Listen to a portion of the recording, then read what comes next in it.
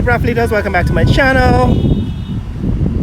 Here we are at the corner of South Road and Vlesinchen Road, and I want to show you a little bit of the new road construction developments in this neck of the woods while I talk to you about government. So this is South Road, right? So we're just came up from South Road. It's about 6 p.m. on a Wednesday afternoon. This is the Square of the Revolution looking south along Vlesinchen Road. That intersection is, or the road heading east is Homestretch Avenue. And this road, this is Vlesinchen Road. As you can see, the sign says Vlesinchen Road. Okay, that's Vlesinchen Road. So this is what's happening. This is the office of the president here at Vlesinchen Road, and across the street that's the Castellani house. It's now a museum. It's actually now an art museum. So if you're in Guyana and you want to get a look at some local art, that's the best place to look for it. But here at this intersection, they have been building a new bridge. There used to be a wooden bridge across this canal, and now they've actually changed it into a concrete bridge. Right, they've changed it into a concrete bridge, but it's a very, very busy intersection. So it is the evolution from what was here before. In other words, this is the latest iteration of this intersection. It's one of the very busy intersections, especially on a weekday.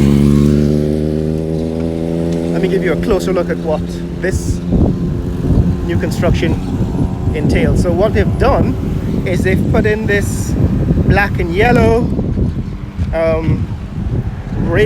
guardrail. It's basically pedestrian guardrail, because they've turned this piece of the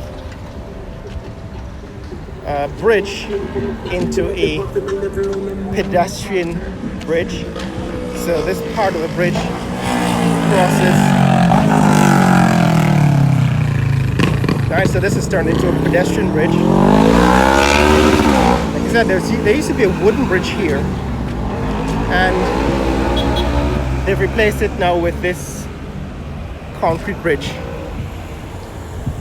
So this is a major piece of infrastructure development, civil engineering works.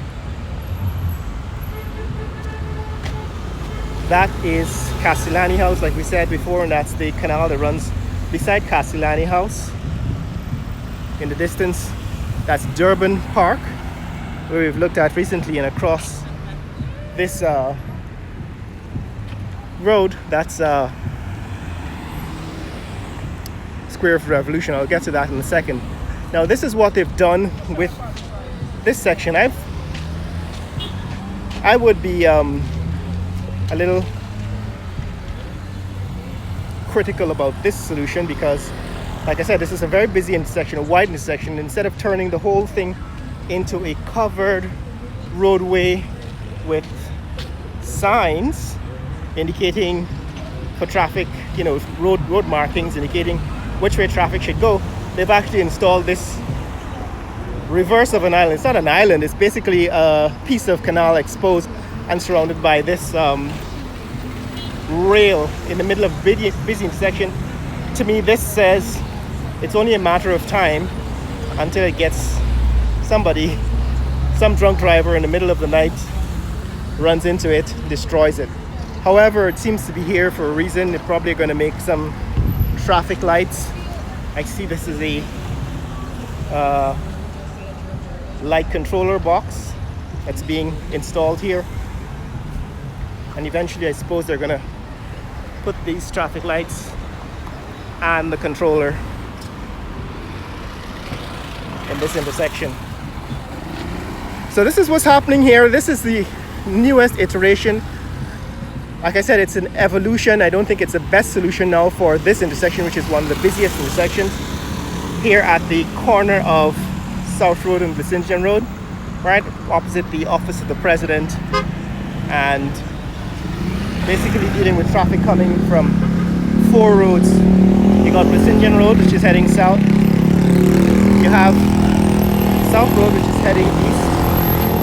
Crow Street, that's heading west. Vincentian Road continuing south and north. And here you have Homestretch Avenue. So it's a very busy intersection, and the solution will be tested with time. In other words, only time will tell whether this is an improvement over what has been there before. I suppose eventually traffic will be able to turn off of Vincentian Road and onto Homestretch Avenue.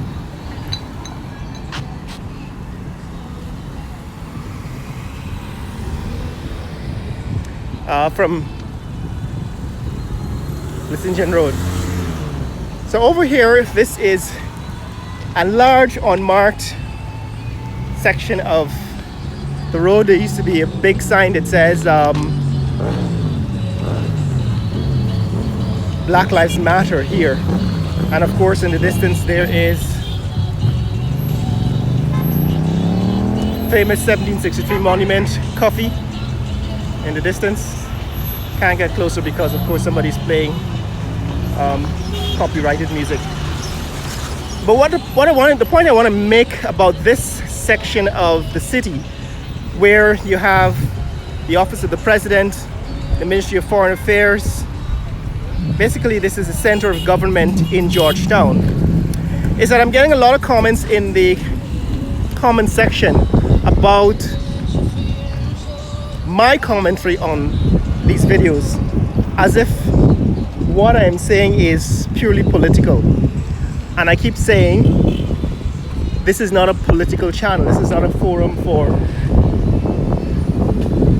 arguing about your politics. But most people don't seem to understand what I mean by that. So I'm going to explain that in a few minutes. So maybe 2 minutes. Politics in Guyana is very contentious and portrayed as race-based, as if, you know, the Indian Guyanese support the PPP and the Afro-Guyanese support the PNC, but this is false. The reason why you know this is false is because there have always been several political parties in Guyana, and not just the PPP and the PNC.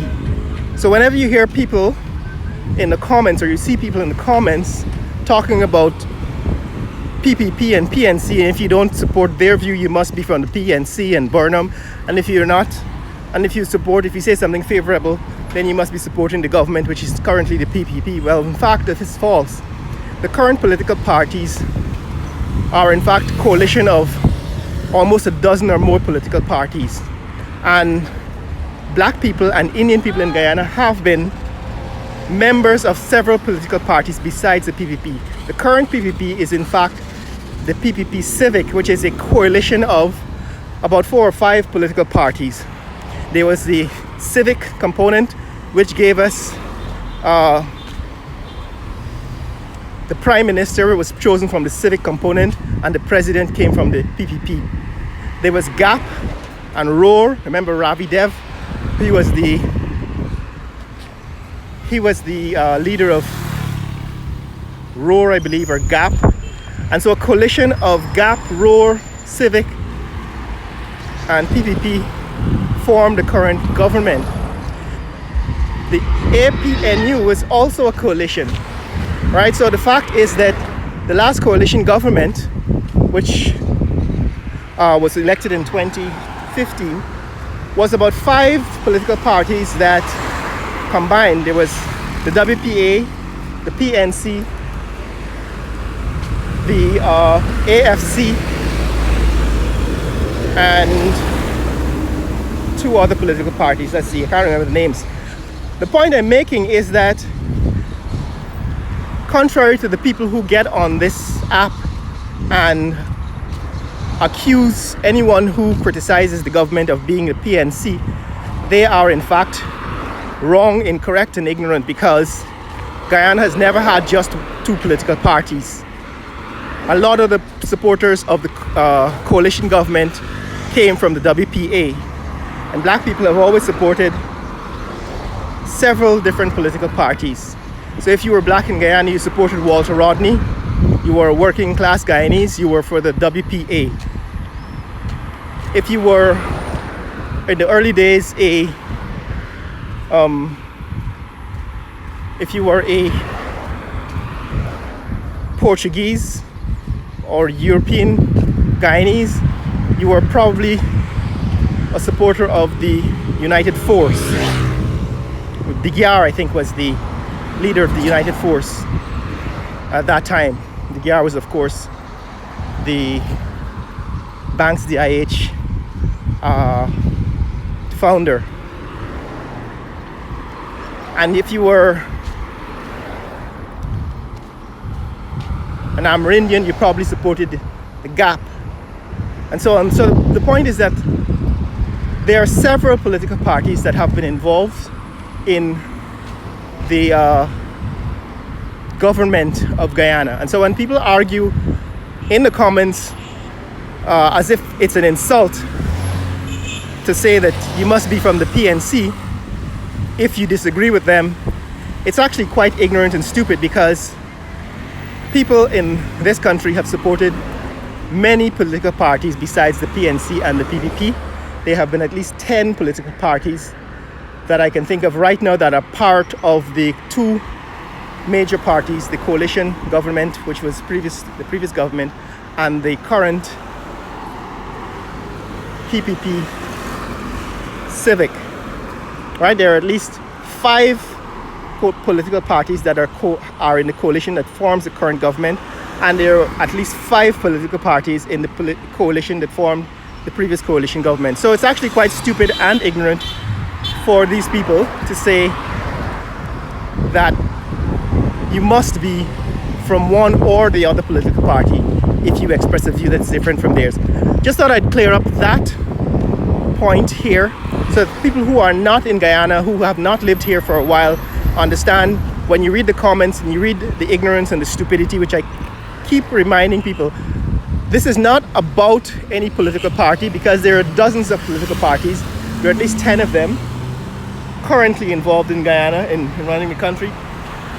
In the distance, let's look west. If you're looking west, as we are right now, you can see the lighted Best Western. That's the Best Western hotel you can see in the distance.